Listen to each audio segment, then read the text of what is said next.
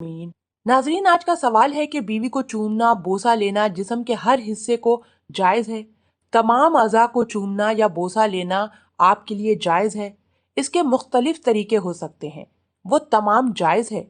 बोसा लेना के मुख्तलिफ तरीके हो सकते हैं। वो इंसान गाल पे ले सकता है, पेशानी, होंठ पे ले सकता है, जायज है। इसके अलावा जिस्म पे ले सकता है, जायज है। तमाम जिस्म पे बोसा लेना जायज है। उसके बाद दूसरी गलत फहमी होती है। लोग सवाल पूछते हैं कि क्या मियाँ बीवी एक दूसरे के जिस्म को हाथ लगा सकते हैं? मेरे भाइयों और बहनों, हाँ बिल्कुल, मियाँ और बीवी अपने जिस्म के तमाम हिस्सों को हाथ लगा सकते हैं, इंक्लूडिंग अपनी शर्मगाह का अगला और पिछला हिस्सा। हाथ लगाने में इजाजत है। इसी तरह मियाँ और बीवी अपने जिस्म के तमाम हिस्सों को देख सकते हैं। कोई ना देखना चाहे तो वो उसका अपना मसला है, उसकी अपनी तहारत में उसका आला मुकाम है। छूने और देखने के मामले में तमाम अज़ा देख सकते हैं। मैं इसलिए कह रही हूँ कि बहुत से लोगों ने पता नहीं कहाँ कहाँ से ये बातें जमा कर ली हैं कि बीवी की शर्मगाह को देखेंगे तो औलाद बिगड़ी हुई पैदा होती है।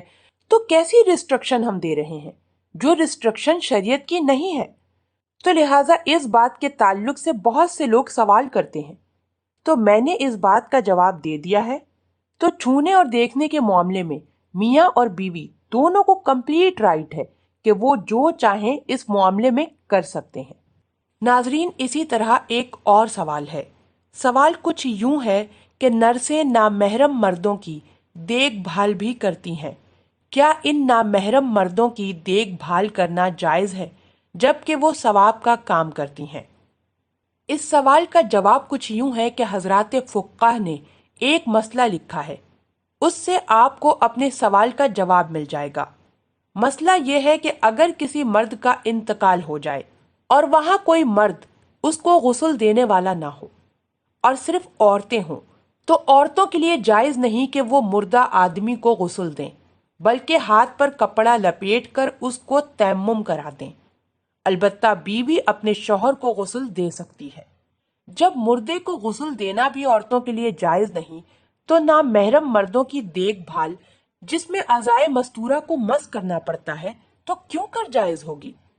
दरअसल नर्सिंग का मौजूदा निज़ाम बेखुदा कौमों का राइज करदा है। इस्लामी शरीयत के मुताबिक मर्दों की तीमारदारी के लिए मर्द और औरतों की तीमारदारी के लिए औरतें होनी चाहिए। सवाब का काम वो है जिसे अल्लाह पाक और उसके रसूल सल्लल्लाहु अलैहि वसल्लम ने सवाब का काम कहा हो। अजनबी औरतों का अजनबी मर्दों की देखभाल करना कार्य सवाब नहीं है। इसी तरह एक और सवाल है।